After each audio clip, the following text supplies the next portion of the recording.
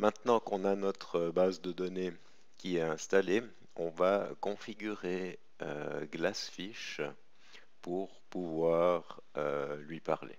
Donc, pour que la communication entre une application Java et notre base de données MySQL soit possible, on a besoin d'un driver MySQL. Donc, c'est un driver JDBC MySQL. C'est finalement ce qui va prendre en charge la communication avec la base de données d'un côté et qui de l'autre côté va exposer cette API standardisée JDBC. Je vais faire une première manipulation ici où je vais faire la configuration à la main sur le serveur Glassfish que j'ai installé sur mon OS, donc pas dans le container Docker. Et donc c'est quelque chose que vous allez faire pour votre environnement de développement local. Donc première chose à faire, ça va être de télécharger et d'installer ce driver MySQL.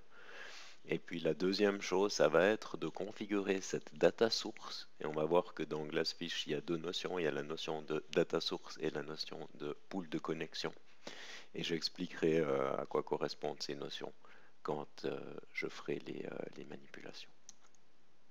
Donc d'abord, si on va sur le site de MySQL. Donc, si vous faites une recherche sur JDBC MySQL Driver, vous allez assez vite tomber sur cette page. Vous voyez qu'on a un fichier jar compressé de à peu près 4 mégas à télécharger. Ça, c'est le driver. Et puis, ce qui est intéressant, c'est que vous avez aussi les informations sur le site de MySQL qui sont nécessaires pour faire l'installation et la configuration dans Glassfish. Donc finalement, cette page ici, utiliser le connecteur J avec Glassfish, c'est ce que on va faire dans ce webcast. Donc là, vous avez la référence et vous avez les instructions. Donc, je suis ici dans NetBeans et puis sur ma machine, j'ai Glassfish qui est installé dans mon dossier application. Et puis j'ai plusieurs domaines et donc ici j'ai créé un domaine qui s'appelle AMT 2016. Si vous n'avez rien fait de spécial chez vous, ce sera probablement domaine 1 qui est le nom par défaut quand on installe Glassfish. Alors je vais passer dans le terminal et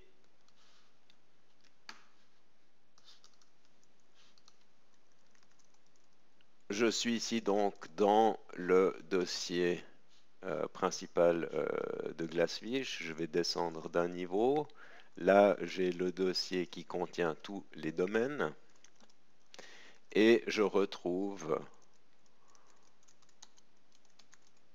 mon dossier AMT qu'on venait de voir dans la configuration de NetBeans. Vous voyez qu'ici, il y a un dossier lib. Ce dossier lib contient des jars qui seront chargés quand on démarrera le domaine. Donc c'est ici que je vais copier ou déplacer le driver JDBC que je viens de télécharger. Donc je vais copier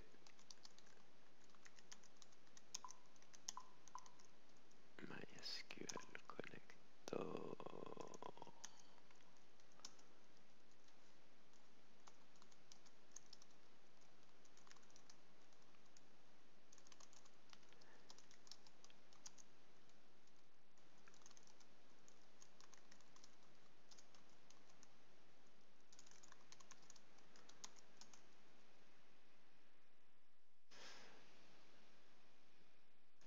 Alors, je n'ai pas envie d'avoir tout, donc je vais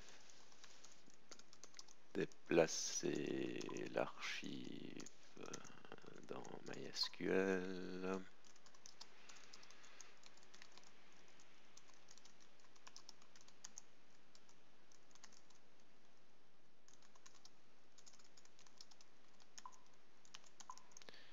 dans le dossier, ah ben c'est directement au niveau, donc vous voyez que ce fichier ici, c'est ce que je veux avoir dans le dossier domaine. Donc je vais déplacer ça un niveau au-dessus, je vais remonter, et puis ce dossier MySQL que j'ai créé, je vais le supprimer. Donc toute cette petite manipulation, ça j'aurais pu le faire à l'extérieur, mais ce qui est important, c'est que MySQL connector ici soit dans le dossier lib. Alors, il faut bien sûr, pour que le driver soit pris en compte, il faut redémarrer le domaine. Je pourrais le faire ici, mais je vais le faire en ligne de commande.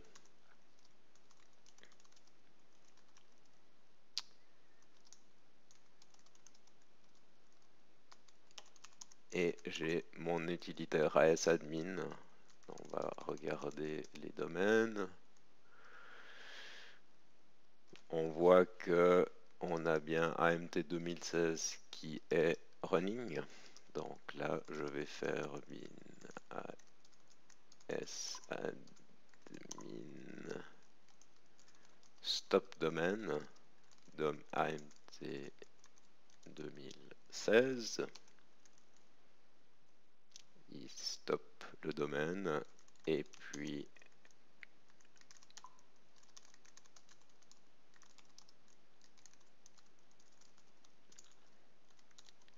je le redémarre ici.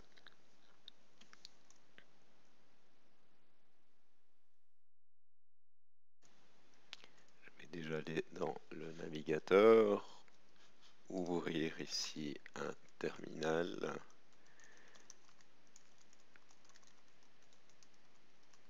Et me connecter sur l'interface d'admin. Donc on voit ici le domaine a bien été démarré et je vais donc pouvoir me connecter sur l'interface d'administration. Donc pour le moment, Glassfish a le driver, donc il a les capacités de parler à la base de données. Ce qu'on va devoir faire maintenant, c'est définir une source de données, une data source, et un pool de connexion pour faire le lien entre nos applications et la base de données. Donc, cette notion de data source dans la plateforme Java EE, c'est ce qui permet un découplage entre les applications qui sont écrites par des développeurs et un environnement opérationnel particulier. Imaginez que vous développez une application de gestion des ressources humaines que vous allez vendre à beaucoup de clients différents.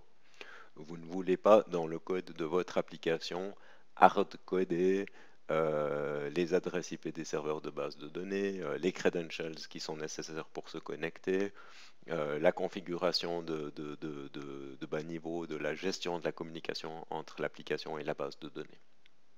Donc, ce que Java EE nous met à disposition, c'est un niveau d'indirection où ici on va dire j'ai une source de données qui s'appelle JDBC MyData. Je vais dans le connection pool lui dire MyData ça parle à ce serveur MySQL sur cette machine. Et puis du côté de l'application, là on va juste utiliser le nom logique et puis on va dire je veux un pointeur vers JDBC/MyData et je veux envoyer des requêtes SQL. Donc vraiment c'est un niveau d'indirection qui permet de séparer les choses. Donc la première chose que je vais faire ici, c'est le connection pool. Le connection pool, ça c'est vraiment la partie technique, c'est là où on va avoir les coordonnées de la base de données, c'est ce que vous avez ici. On peut setter plein de paramètres, mais vous voyez ici qu'on a besoin de au moins ces 4 informations. Donc, ce que je vais faire, c'est revenir ici. Donc, le pool name ici comment s'appelle la base de données d'exemple? Elle s'appelle Sakila. Donc on va dire Sakila pool. On va dire que c'est une data source XA. XA, c'est pour dire qu'on veut faire des transactions distribuées. On parlera de ça plus tard dans le semestre. Et puis, c'est un driver MySQL.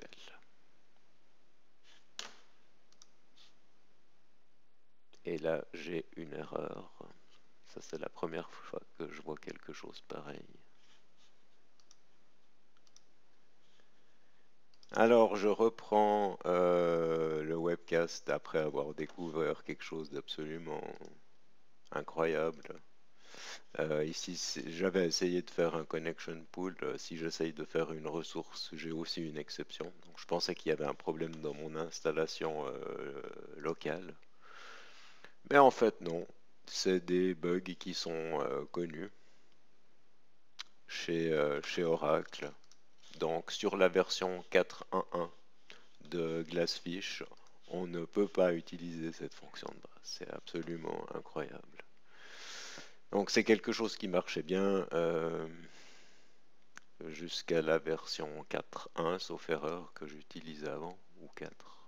Là j'ai un doute tout à coup.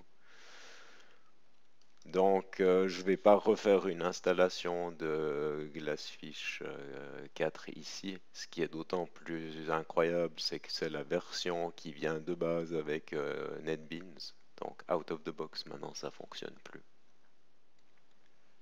C'est incroyable. J'avais même pas fait attention, mais en fait sur la page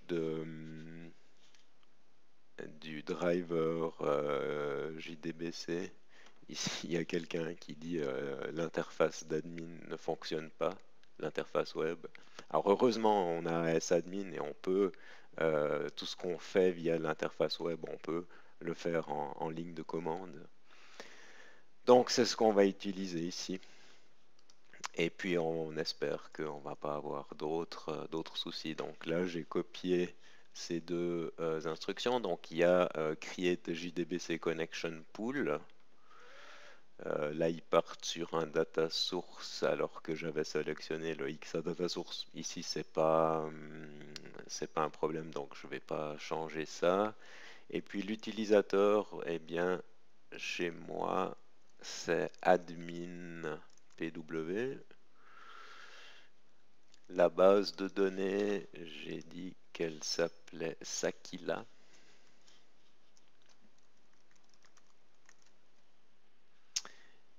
Le serveur, alors là je vais utiliser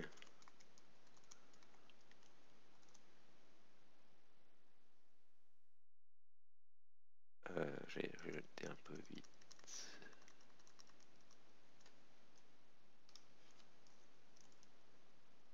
Ça m'étonne un peu cette syntaxe ici.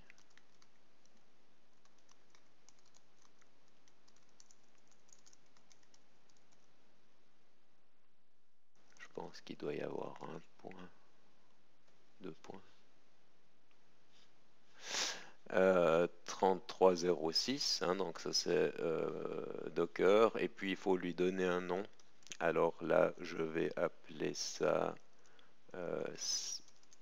pool underscore Sakila. Et ce nom-là, ce qui est important, c'est de bien le mettre ici. Et ensuite, cette valeur ici, ça c'est le nom qui fait le lien entre les deux mondes. Donc, quand on écrira le code dans l'application, on verra ce mot ici. Donc, je vais marquer JDBC Sakila. Et on voit ici qu'on a le niveau d'indirection. Donc, je crée la ressource JDBC et je fais le lien avec le pool. Alors, je vais prendre cette commande.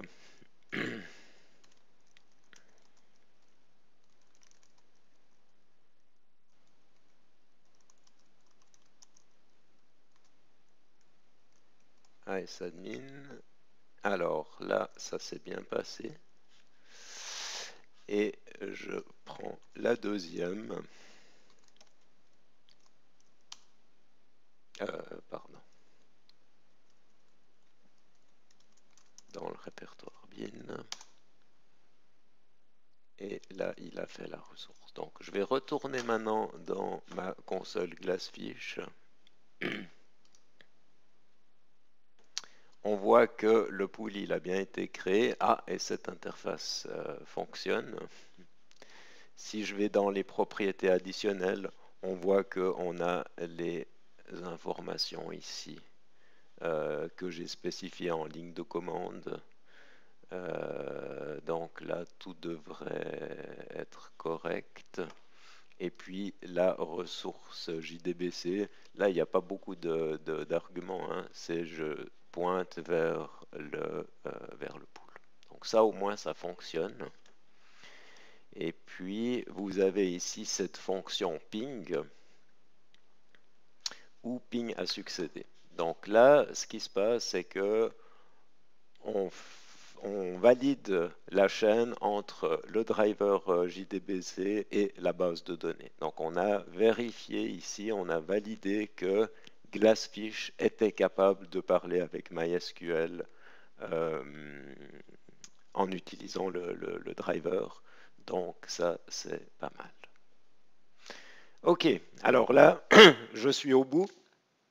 Ce qu'on va voir, c'est que ces deux commandes que j'ai tapées en ligne de commande, donc pour créer le pool et créer la ressource JDBC, ben, j'ai fait une partie du travail. Finalement, ce que je vais faire, c'est que je vais mettre ça dans ma configuration Docker pour pouvoir automatiser ça et faire en sorte que quand je fasse mon Docker Compose up, tout était déjà setupé et que je ne doive pas faire ça.